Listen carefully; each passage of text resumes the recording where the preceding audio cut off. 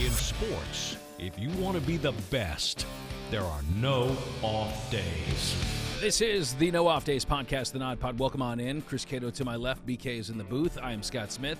And we come in post All-Star break. This is actually technically, as we tape this, the deadest day in sports, Chris. It's the day after the All-Star game. There's nothing going on. I have felt dead inside. We're going to fill you up with a bunch of life. Here we go. That's what I need. Yeah, absolutely. The downside of it being the All-Star break is that I have now, hey, now you're an All-Star going in my head from Smash Mouth. Just on a constant rotation. Thanks. Now I'm going to have it stuck in my head. Yeah. Remember that one time we almost had the bassist from Smash? The bassist, we were this close to booking him. We almost had it. Something came up. Yeah. Well, I think he had to clean his Keurig or something. It was the only guest that we said, no, thank you. There was a hinge point early on in the infancy of our show. Which direction were we going to go? Were we going to be the type of podcast that books the bassist for Smash Mouth? Or are we going to get, guests like what we have today? Who made that call ultimately and said, I think it was Brian. Yeah. I think BK shot that down. He said, what are you going to talk to the guy about? I'm not sure, but it was fun nonetheless. Hey, remember that time you played bass and that other guy saying, hey, now I'm an all-star. I did something. Yeah. Something. Go ahead and get started. Yeah. What did you make of the All-Star festivities this week? I mean, it kicked off on Monday. Randy Rosarena kind of stealing the show a little bit. He did not win, coming up just short to Vlad Jr. But were you entertained by that home run derby? I love the home run derby. Yeah. I think it's one of the best spectacles in any of the All-Star events in any of the sports. I mean, better than dunk contest and all that stuff we talked about with last week with the NFL skills competition. It was great, and boy, they were popping this year. We had was it Rodriguez in the first round set a record, right, with 41. He had 41, and then Rosie hit 35 in the second round, and only 4 times has that been done. Boy, it timed out well for Randy because he went first, which a little nerves out of the gates, you would imagine. But for him, I think he just loved the fact that he was right out of the gates. And then he had to wait until the second round, so he had all this time to recover.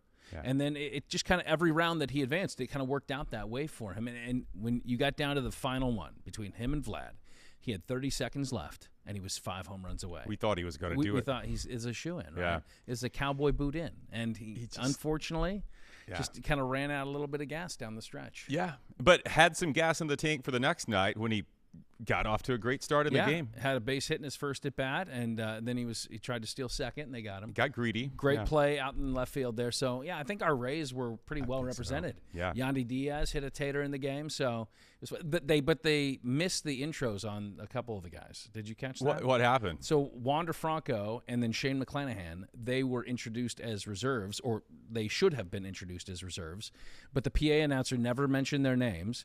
They come out right after the Seattle Mariners players, so there's this big ovation. And then you kind of see in the background, like, here comes Wander and Shane. They come walking out the red carpet, and they never mentioned their names. They never got a proper All-Star disrespectful. Introduction. It was. And That's then sloppy. they didn't put Wander in until the 9th inning. Yeah, and then what does he do? He hits a fly, yeah. But almost tied the game. Yeah, warning track power. He's got, of course, more. That was an exciting game, though. You said it last week that the MLB All-Star Game is the best of the All-Star Games, and that game proved why, because you still have good on good. At the end of the game, it came down to Craig Kimbrell trying to prove that he's still an elite reliever in his older age. With men in scoring position facing. Well, he put him in scoring position. Well, he did, but he's still got to get big outs. And you've got the hometown guy Rodriguez batting. Yeah.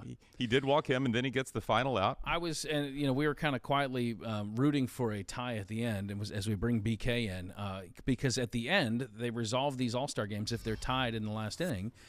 With a home run derby, right? I don't know how would that have worked. I know we kind of shot through some scenarios, but do they legitimately time out these at bats? Do they select the home run hitters to win us? I don't know. I mean, it honestly kind of surprised me when he was saying that, and I said, "Is that true? Is this how we're doing it?" So.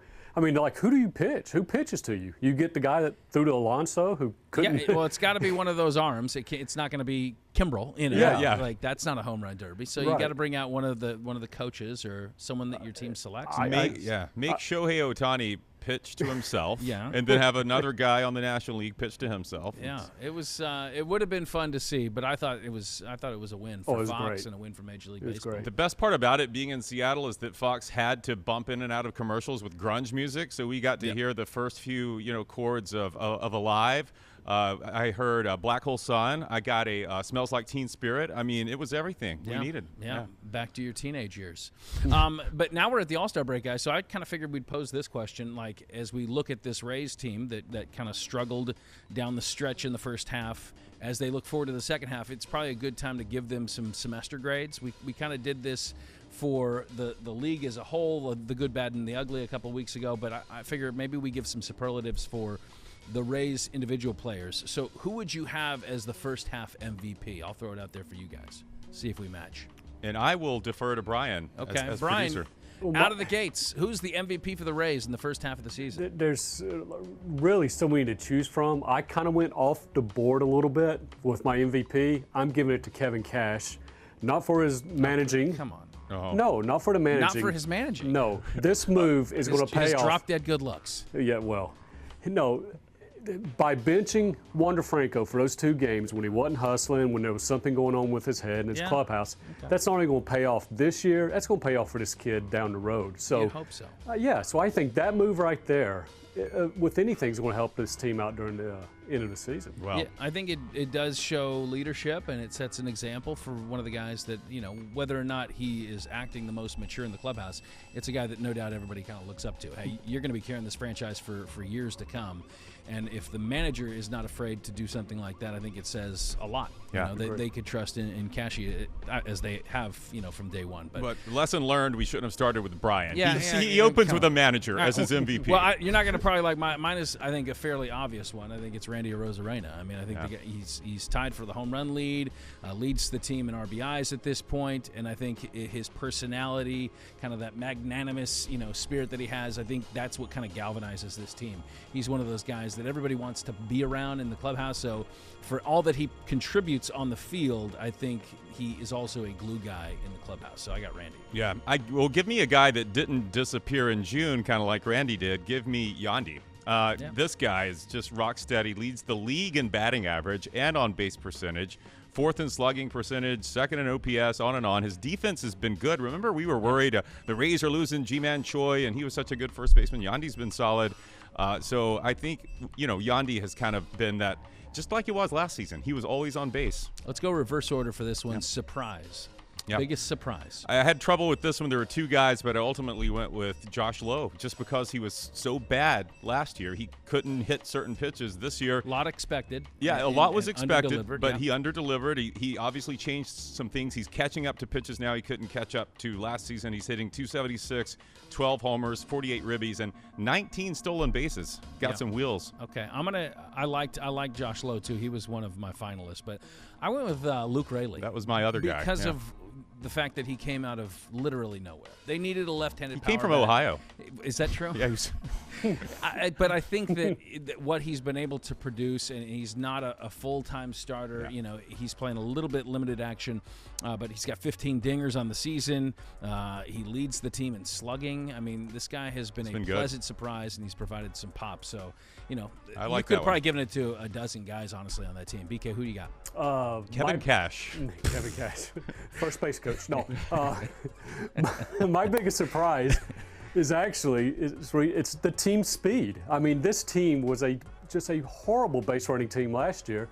Then this year they're 111 stolen bases. Where'd that come from? And they lose Kiermaier in the offseason. And I mean, if they had 95 stolen bases last year. They've already blown right past that. Where'd that come from? So that's a huge surprise. And the play of Jose Siri in the outfield. I mean, holy cow! He's been fun to watch. Yeah, he has been. I mean, he'll drop the occasional one out there, but I mean, his power, no doubt. I mean, he's already surpassed his home run total career one, right? I think BK missed the memo a little bit. He's trying to he's going he's going with non-players. Well, I know who our guest is, and I'm trying to impress him. Okay. Oh, okay. All right. So for disappointments, I'm going to kind of pull a page out of your playbook there, BK. I'm going to go health. I mean, I don't want to pin it on one guy individually, but when you look at the health of what they expected out of their core pitching staff, obviously you don't got Springs, you don't have Rasmussen. I mean, even guys like Shane Boz, not healthy, a guy that has a ton of promise, a guy like Josh Fleming, Andrew Kittredge. I mean, so many names. Well, how about even Glass now? After he comes back, he's been he's left games early because of some problems. Well, yeah, I don't think. Hopefully, that's not a big thing. I mean, I think it's going to take some time for him to get back into form, assuming he can stay healthy. But let's not jinx him, though. All right, okay. Well, my disappointment is that you took my disappointment, which was injury, pitching injury. So my backup is the bullpen. To me, has been shaky, especially when we've seen this team struggle down the stretch in June. Jason Adam and Fairbanks, your setup guy and your closer, have fallen flat in some big moments. It hasn't been lack of offense when the Rays have been struggling here. I've seen plenty of games where they scored 4, 5, 6 runs, and then Adam or Fairbanks can't get the job done, and they blow a lead. So I hope the Rays go after a bullpen arm before the end of the trade deadline. That wouldn't be a bad idea. Yeah. BK? Oh, I agree with that. It had to be the bullpen, but mine was also injuries. And the way it's so disappointing is the fact that, I mean, can you imagine what this team would be if they had these injuries? I mean, we all forget about Jeffrey Springs at the beginning of the season. That guy was lights out. Unhittable, yeah. And now, that would have been a huge bonus, though. I mean, nobody was expecting him to do what he did throughout training camp or spring training. I mean, had he kept on that pace, then that's a huge loss. But right. Yeah. All right, we're all on the same page there. Yeah. Okay. What do we have on the big program here? Big program. We got Ken Rosenthal, Fox lead baseball analyst. You think he's going to be bow tie? This is we've come far since almost getting the basis for Smash Mouth to Ken Rosenthal. Does he slap at a base? Does he do? He may, man. I wonder if will he wear his bow tie in the interview, or is Ooh, that? what do you think? Yeah, I'm gonna say yes. I mean, yeah. Why wouldn't he? Why wouldn't he dress up to be on our show? No. It's not us. It's us. Yeah. Right? It's not us. It's us. Yes, bow tie. We give him a contract that says bow tie. Yeah. All right. Very good, BK. We will catch you up at the end. If you're listening and you want to watch, go to fox13news.com/NODPOD. If you're watching and you want to listen or subscribe, take out your phone, zap that QR code on the screen in the bottom right-hand corner. There you can find all our shows. So much to do. So much to see. So what's wrong with taking the back streets? You'll never know if you don't go, and you will never shine if you don't.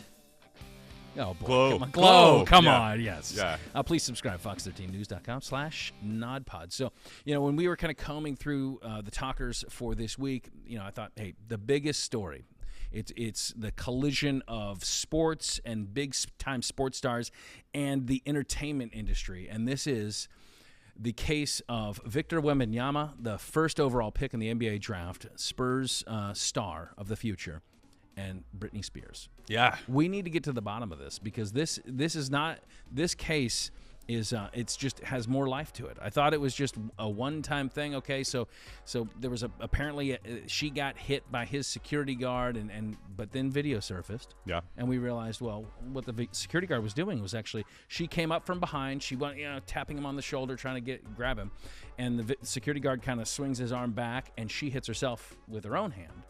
And then she said, that's not a fair character. That's so. You were just setting up your bad that's joke. That's what this whole thing is about. Well, she did. He kind of pushed her back. But her arm. Okay, I'm not taking sides, but you Sounds like I don't like how you described it there. Okay, because people can watch the video. You said she hit herself in her own face with her hand. Yes. No, because of his hand. hand. If I grabbed your hand, why are you hitting yourself? Yes, Chris? that's exactly what he did. Yeah. Well, kind of, but he's not hitting her. I mean, you have to watch the video. Oh, come on, Scott. He hit her. He's not hitting her. He's putting his arm back because she's reaching for him. He put his arm back. He's doing the job of a security guard. He swung his arm and he hit her. Can we agree that he hit her? I'm not saying this is the end of the world. I would say it's not an intentional strike. And so when you say the security guard hit Brittany Spears, it makes it seem like, well, he's like, okay, that's uncalled for. He did hit her. Now, I know what you... Technically, she hit her own face with her hand. It's clear that he didn't look at what he was hitting. He just swatted kind of haphazardly, but he still hit her. All right, so let's determine fault here then. So she has now said, I want a public apology. I demand a public apology from Victor Wembanyama and his security team. Mm-hmm. And do you think that is deserved? Do you think that should happen? Well, let's back up. She's already been apologized to by... In person. In person. Apparently 30 minutes after it occurred. I don't know why it took 30 minutes. How about an apology right after I smack you in the face and knock your glasses on the ground? But 30 minutes later in this restaurant, security team comes up to her and apologizes to her, or a member of the security team. And a few days later, she wants an apology from Victor himself. and the Spurs. I don't know why. It seems so weird. I don't know why you not need- just. It's obviously it was not intentional. The security guy is doing the job of security guys, right? He's trying to keep people's hands off of this guy. That's his job. If the tables were turned and some basketball players coming up and trying to reach for Britney Spears, what do you think would it play out any differently? It's funny that you bring that up because Brittany addressed that in her last video. She said she's yeah. been mobbed. She's toured. She needs a new security team. She's obviously. toured with NSYNC, and all the NSYNC fans are running over her, and no member of her security team touched any of these innocent fans. I highly doubt that. I highly doubt that a member of her security team has never had to touch Are you another suggesting fan. she's fibbing? Okay, she was actually caught fibbing here. Did you see this in this second video she released demanding the public apology? I saw the video, but yeah. Okay, so she characterized what happened, which is on video, that the security team member hit her and knocked her to the floor, and one of her friends had to pick her up. Apparently, she didn't know that video had existed of this because no, she didn't fall to the floor. All that fell to the floor were her glasses, her sunglasses, And so, maybe a little self-esteem. So this is where I land on this. Okay. No, I don't want Victor to have to apologize because she clearly is now making up details that didn't happen. So no apology for you. The public apology is not necessary, okay? He apologized to her. She doesn't. This whole thing is made public because she has made it public. Right. She has turned this into what seems like the accusation of an assault that clearly was not taking place. And she's made it public, and now she's drawing it out. And I don't understand why, but it's bizarre to me. And I think she should let it go and accept the initial apology and just move on. But it seems like there's something else. She wants something else out of this. And here we got Wembanyama that kind of makes it seem like who's this? Britney Spears? Who's that? You know, like he almost had that kind of... Which makes it worse for her, right? Yeah. Well, like he was born in 2004, so I'm Yeah. sure she had a bunch of albums out before he was ever even born. But yeah, okay. So we're all both in favor of Team Wembanyama security? Yes, Okay, we're okay, on very Team good. Wemby. Okay, all right. On to the next hot topic.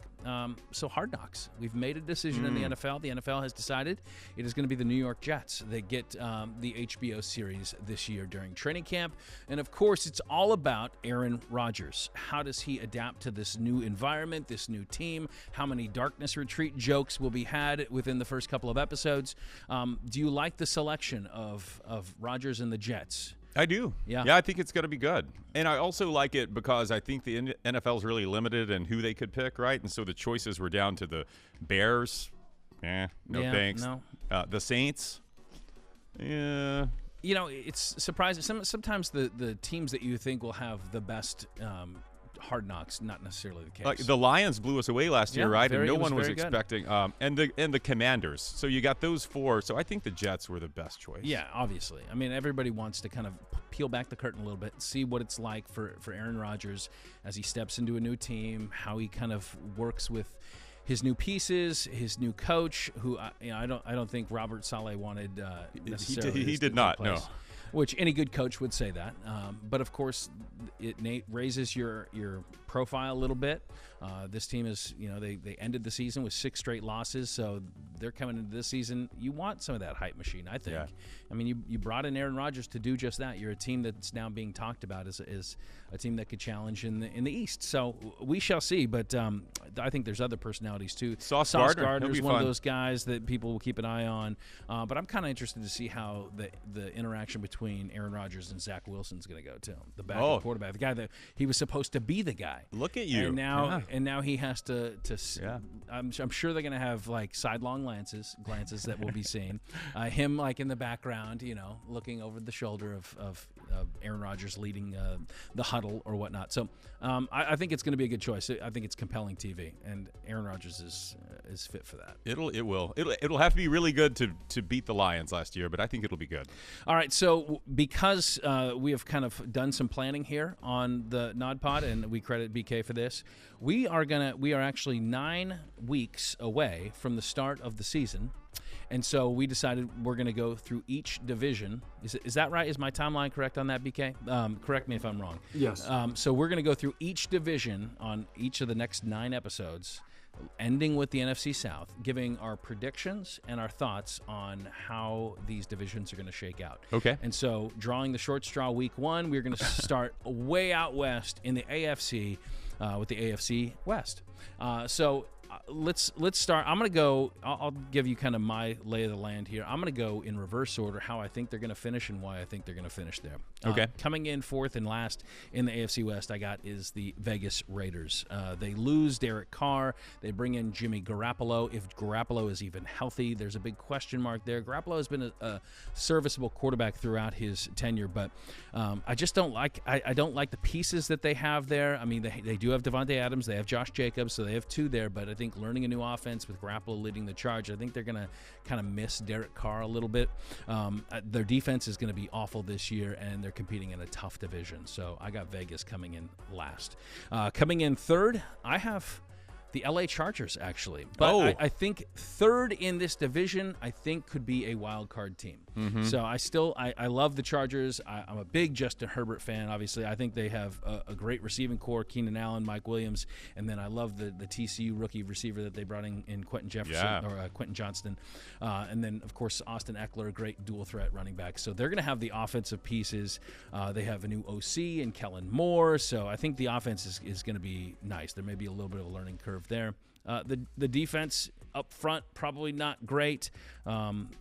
And, obviously the way they ended last season in the playoffs, losing in a horrible collapse to the Jaguars, that could be one of those, like, where does this team go from here?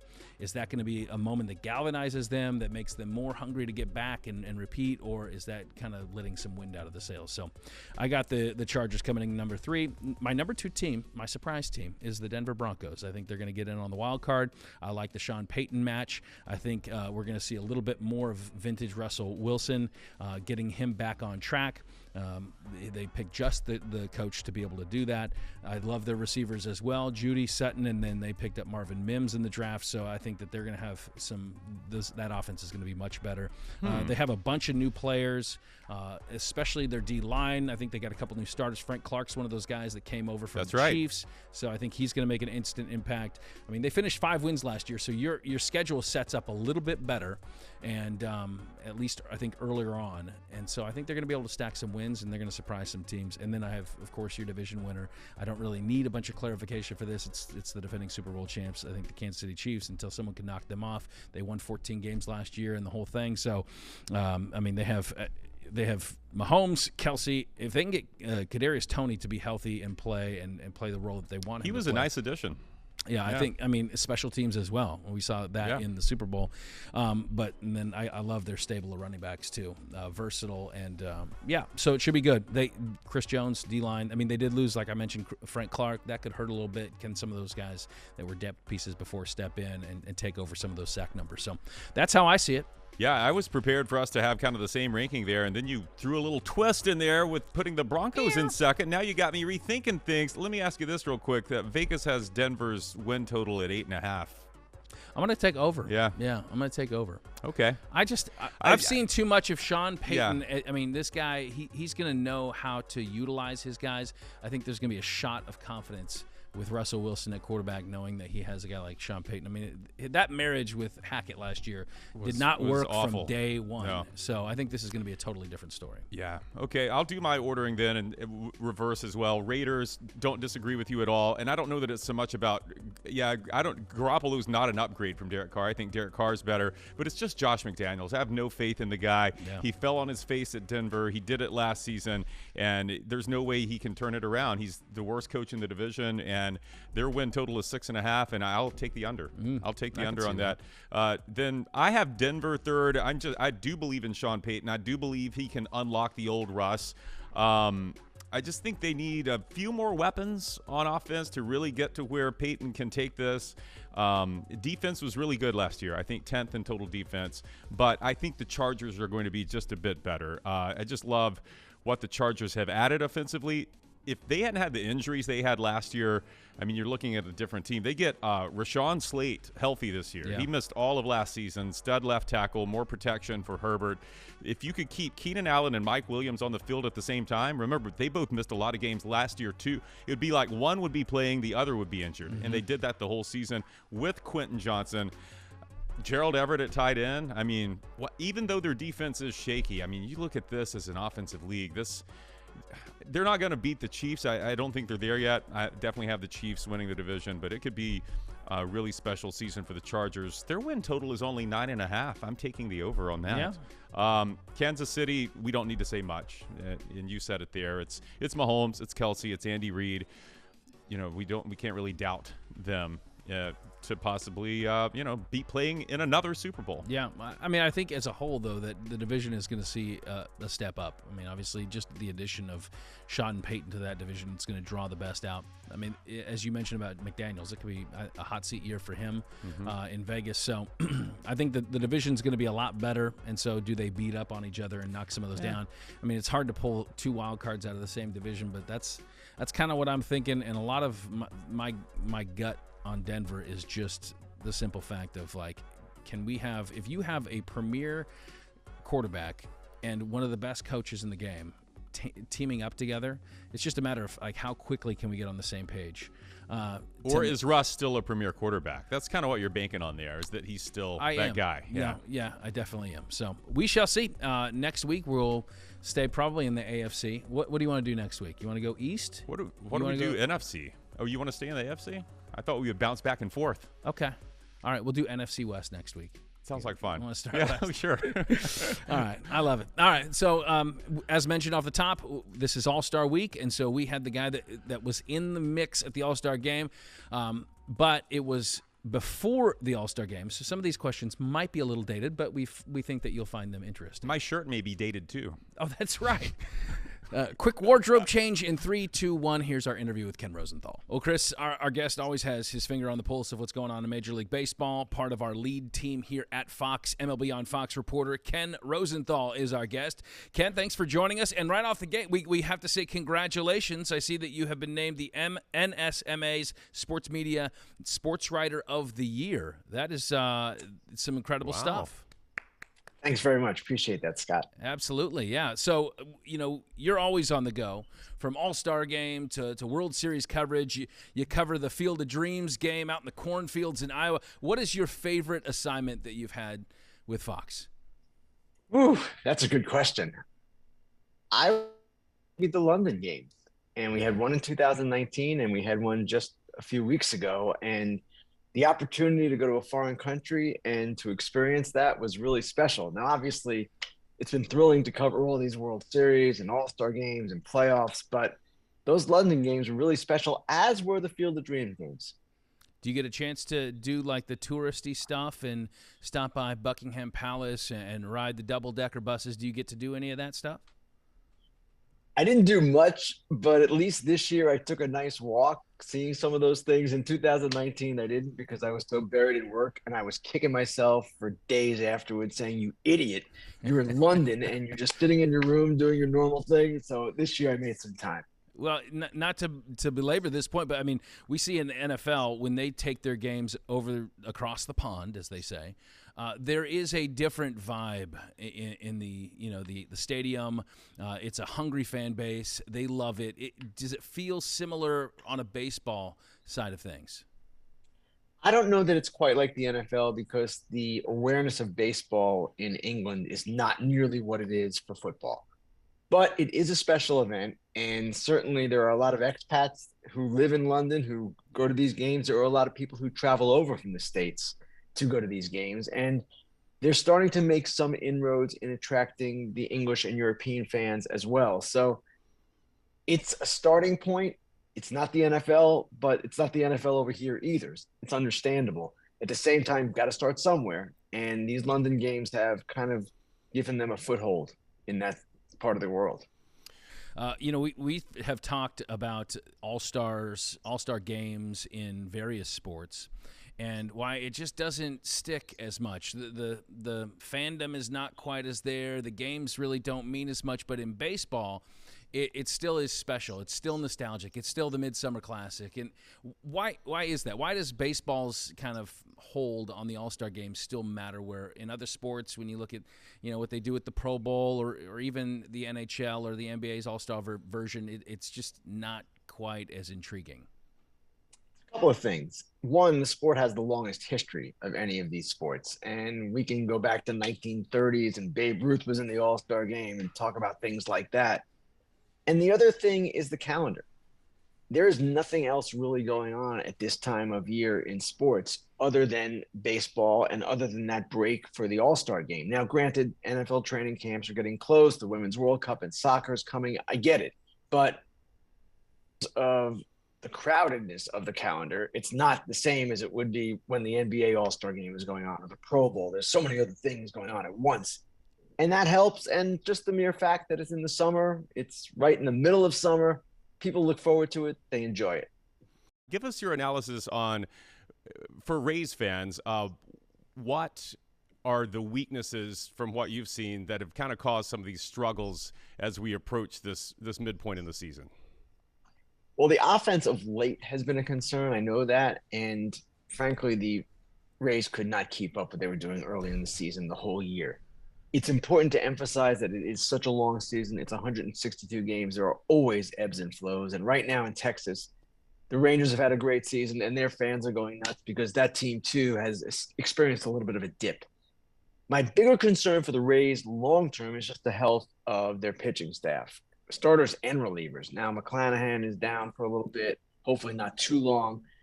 They've already lost quite a few pitchers that they were counting on, talking about Rasmussen and others as well. So that is always a concern for any team, but this is perhaps their best club. And I would not be surprised to see them go deep in the playoffs. I would not be surprised to see their offense get going again. This is just a lull right now, and we'll see where it goes from here. Well, traditionally the Rays have not been big buyers at any point in the calendar, much less the trade acquisition. But as we approach the trade deadline, given that this has been really, is as promising a season as any that they've had in franchise history, could you see them being big buyers and kind of bucking previous trends and going all in at the deadline? I definitely could.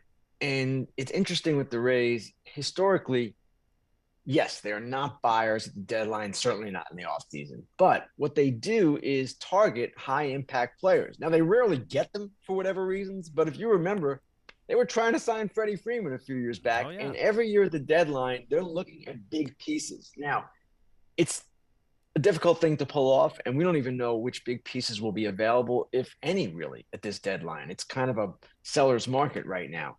So I do expect them to be active. They may simply supplement in a couple of areas where they feel they need help, but I would not be surprised to see them swing big. They've done it before. They did it the year Chris Bryant was available in trade and got traded to the Giants. They were in on him. They were in on Craig Kimbrell. Didn't happen, but they were trying. We have seen, the teams that have started hot throughout the first half of the season, but now, as of late, we see this Phillies club that's starting to heat up as well. The Rays recently swept by them. Is there a team in the second half that is maybe not, a top of the division standings right now, but you feel is poised for a deep second half run? I'm not sure about poised, but we would have to point to the two teams that have been so disappointing so far, the Mets and Padres. The Mets just coming off a sweep of the Diamondbacks. They're playing better. The Padres are somewhat better. There is no excuse for these teams to play as poorly as they have. They're two of the most expensive teams in the sport, two of the three.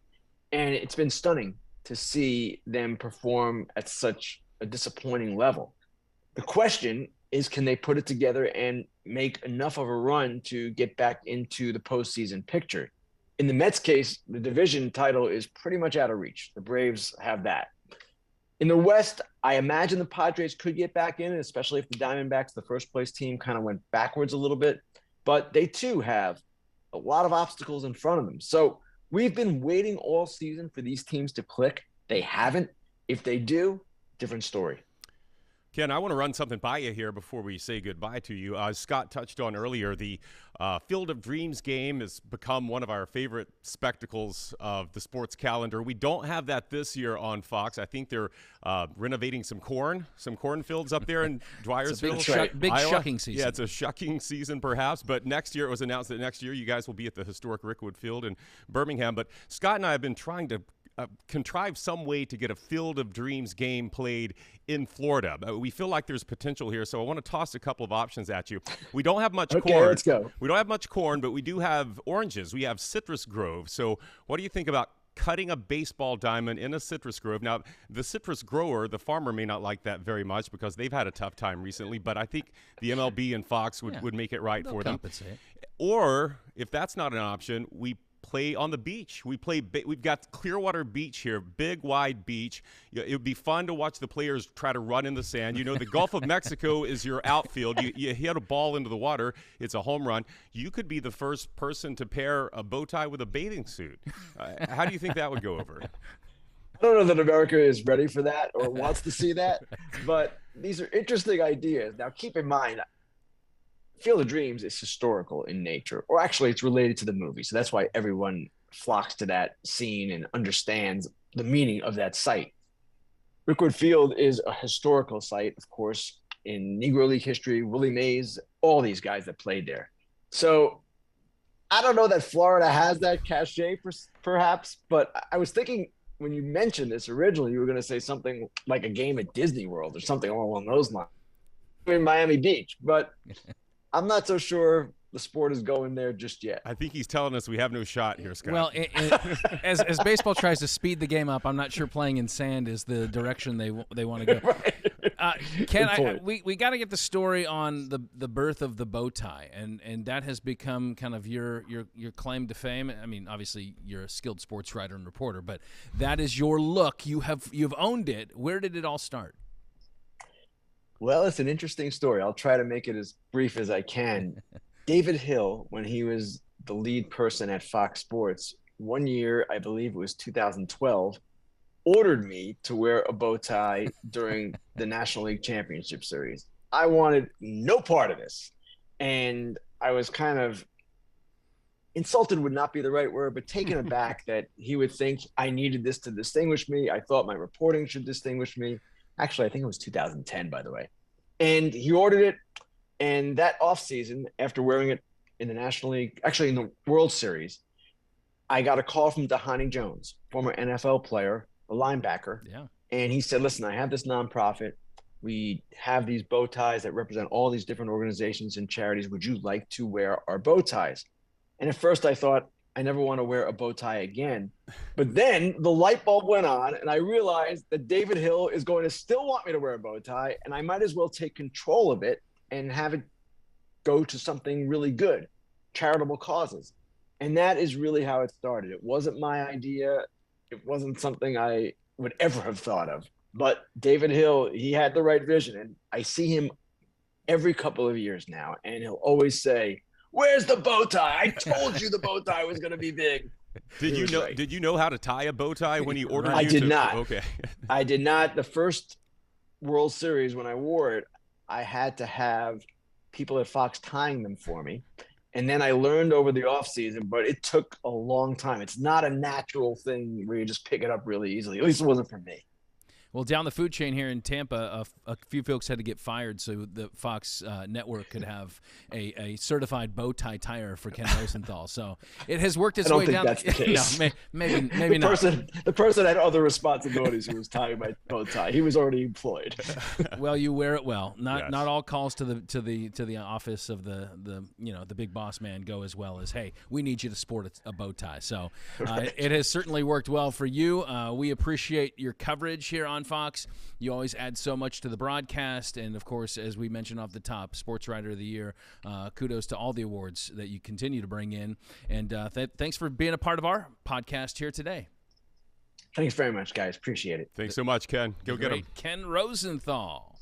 While Ken was talking, we did a quick wardrobe change here, and so we are inspired by the man that made the bow tie fashionable. And yours looks a little bit better than mine. Yours very clean, clean lines. What do you think about the job I did?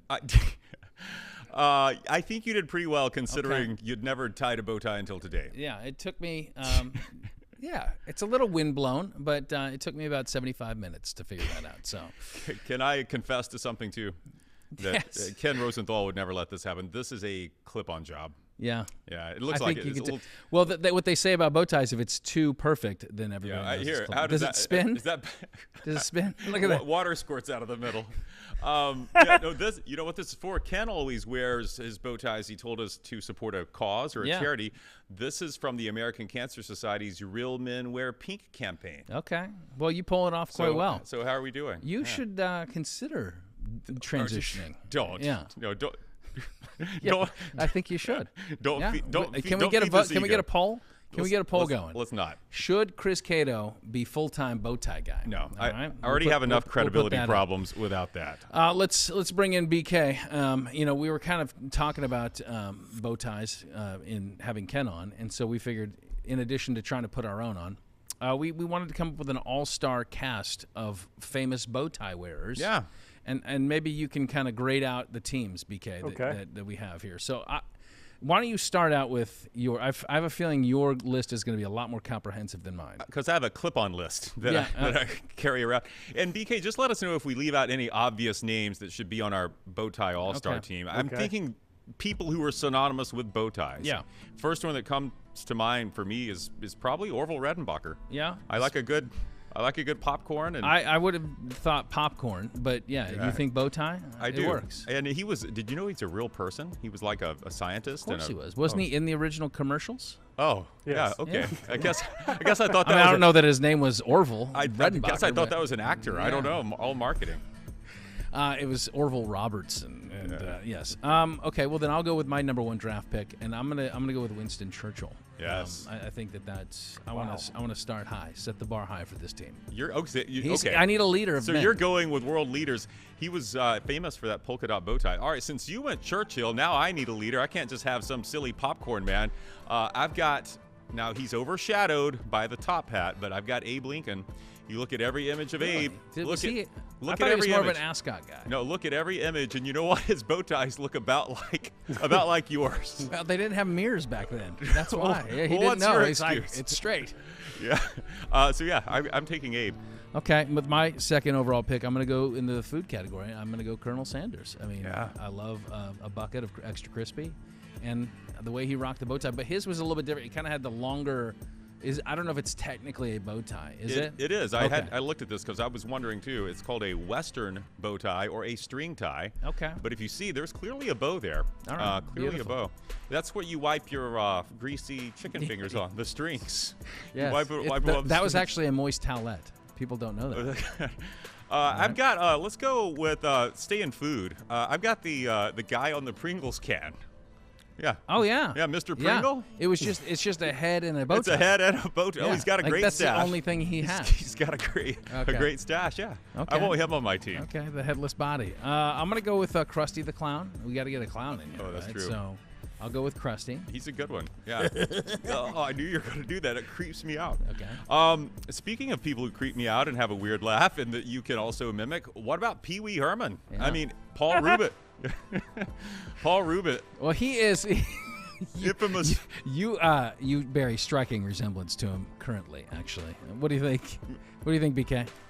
Yeah, Yeah, he could pull off the Pee Wee. a little bit. Have you ever dressed like him for Halloween? No, I will though this Halloween just for you. I'm going to go off the map a little bit. One of the shows that I loved watching reruns of when I was a child was The Addams Family. So the very committed butler, that would be Lurch. He was super committed. Yeah, I like it. I like the deadpan look, and the bow tie was the personality. You know, like he was showing it off a little I don't bit. think I could have told you that he wore a bow tie. Well, you should go back, I watch the reruns. guess I'll Yeah, take your word for sure. it. Well, let's go with how about silent film era? I mean, Charlie Chaplin. Where would the bow tie be without him? No, he blazed the trail for the bow tie. For He sure. did. He didn't Yeah. even have to speak. His Didn't bow even say tie a did word. all the talking. That and the cane and the mustache. He had fun with the mustache, too. I feel like you have to wear a mustache with a bow tie to really bring it together. I'm going to go with, actually, these were fictional characters, and they both wore ties, and that was all that they wore. That would be Yogi and Boo Boo. Yes. And Boo Boo had the bow tie. He did. And Yogi had the long tie. He did. And I just... They did have collars, right? Yeah, they had collars. It was a weird, Yogi had a collar. Setup. Boo Boo just had the tie, but Yogi had a collar and a hat. I think. Yeah. Did he? I don't know. I think he had a little hat. It was a bizarre clothing choice. Like, you have these wild animals out in the woods, and the only thing that they're wearing is ties. Like, what was Hanna? Is it Hanna-Barbera? Yeah. What was the thought process? Well, here's what I landed on. I went down the same path you did. There was also Huckleberry Hound. Just had a bow tie and a little hat. Snagglepuss, just a bow tie. Porky Pig, bow tie and a coat, no pants. Yeah. And Donald Duck, something about these animators decided it was creepy or weird to I think create. They thought it was funny. I think they thought it would be weird to have a naked animal. They didn't want an animal to be naked. Well, don't you think a bottom portion of clothing would be more appropriate? Ask Winnie the Pooh. Yeah. He did.